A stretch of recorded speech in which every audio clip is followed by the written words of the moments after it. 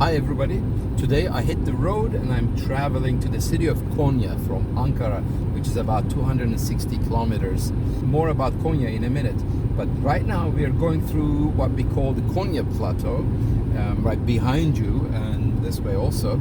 It is Turkey's breadbasket. It's larger than 4,400 kilometers squared, so that makes it larger than the countries of Liechtenstein and Luxembourg and Malta, even Singapore.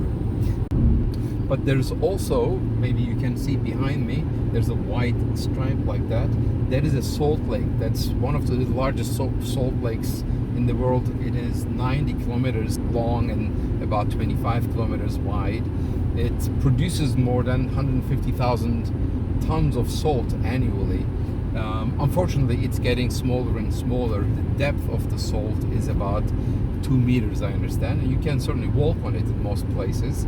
A very interesting project is about 1 billion cubic meters of natural gas to be stored about 1,000 meters underground under this salt lake.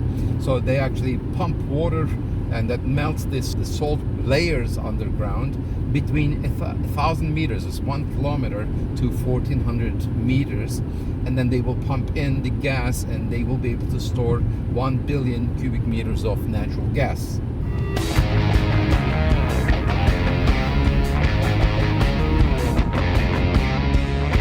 Now, history of Konya goes back 5,000 years, so approximately 3000 BC. It was ruled by the Hittite kingdom, and then it was part of the Phrygian kingdom. And in the 4th century BC, Alexander the Great conquered Konya. It was known as Iconium at the time.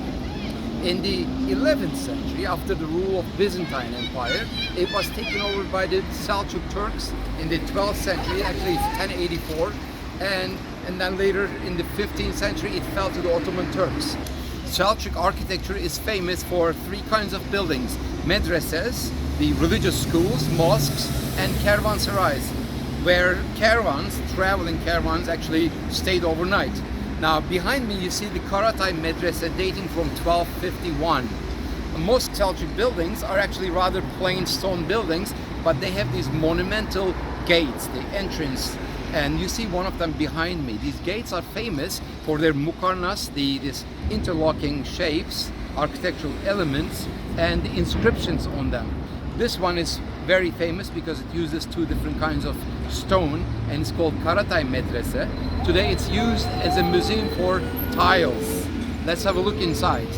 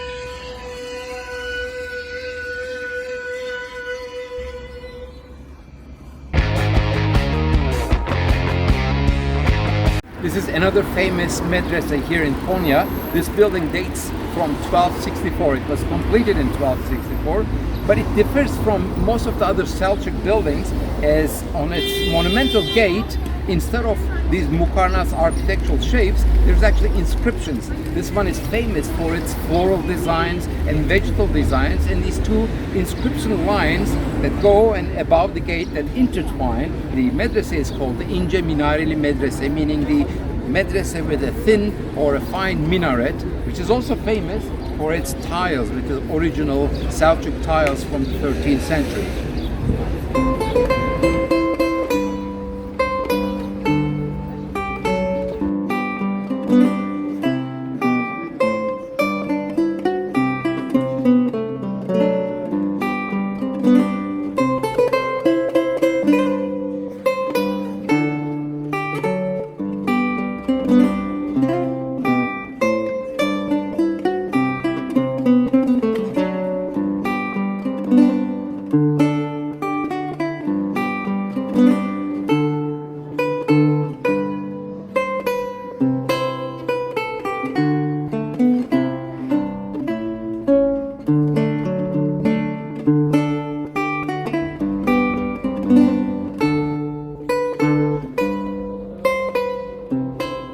The symbol of the Seljuk Empire was a double-headed eagle in the 12th and 13th centuries.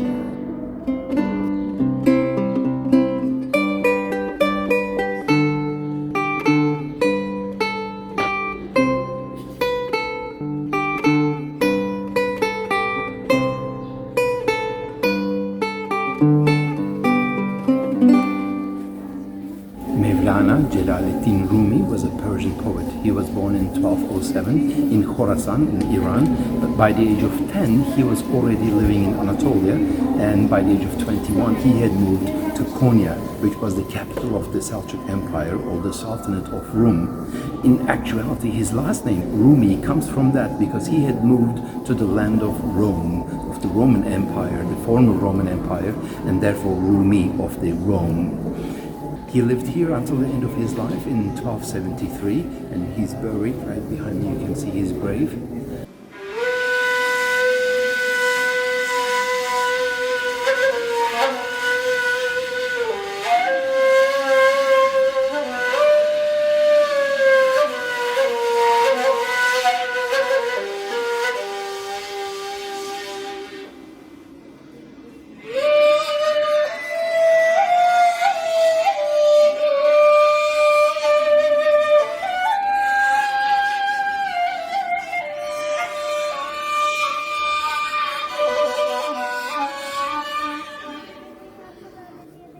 He composed his most famous work, the Mesnevi, which is a collection of 5 books and more than 25,000 verses.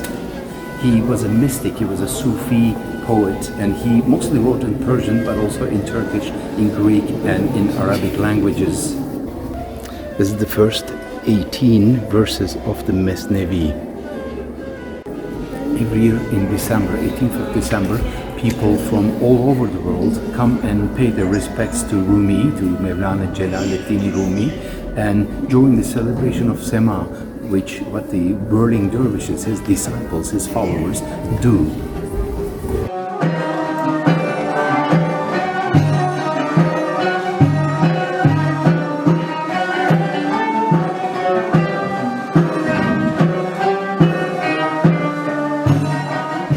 Was the best-selling poet in the United States for many years.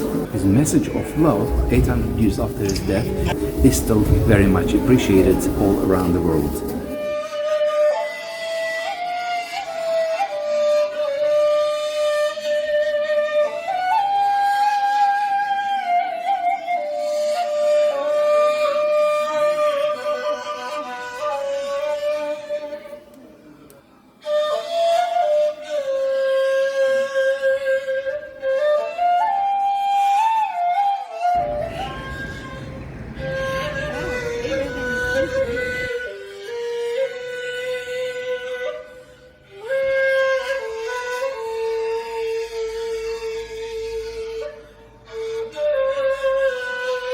This is the Mukarnas of the monumental gate.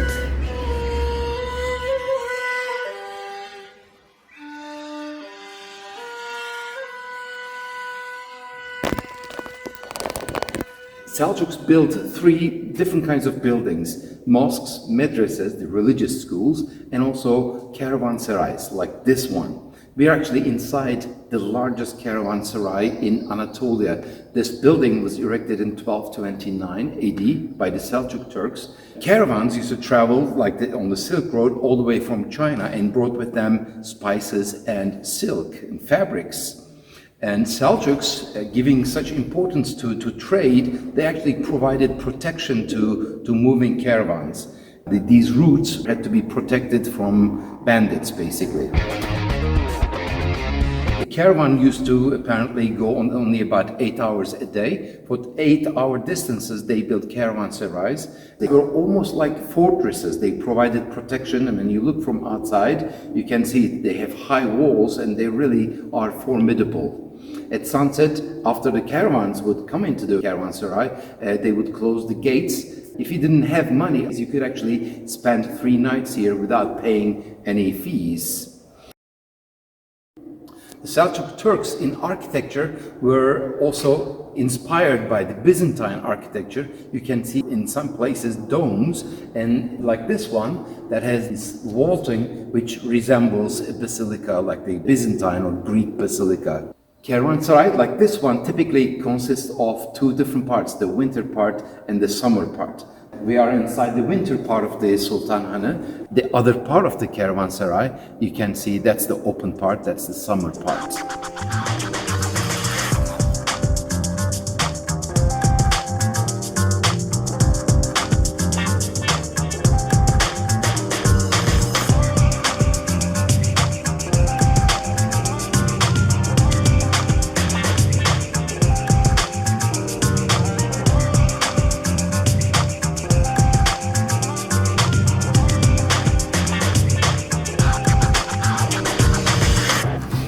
When in Konya, don't forget to have this oven kebab. This is called fırın kebab. It's made from lamb's front arms and neck. They typically put it in the stone oven and they put it in around 5 p.m. and about 6 hours later they pick it up like that. You buy it by kilos or grams, 100 grams, 150 grams. Ondan sonra közlemek kaynamaya geçiyor abi.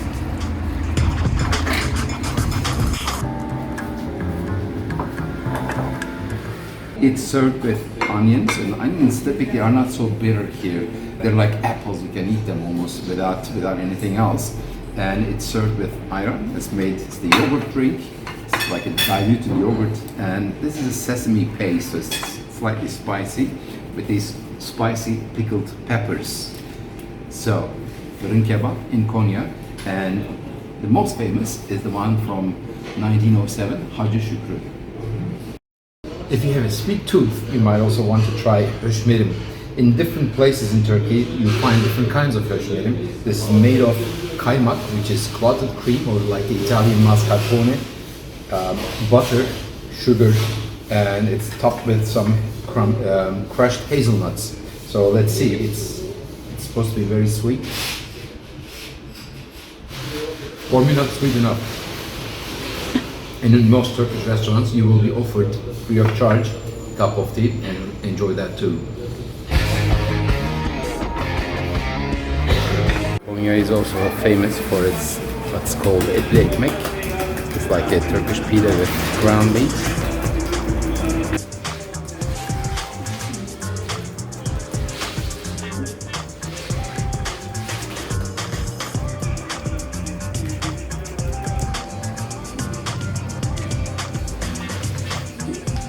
If you like this kind of content, please consider subscribing to my channel and do not forget to click on the notifications bell.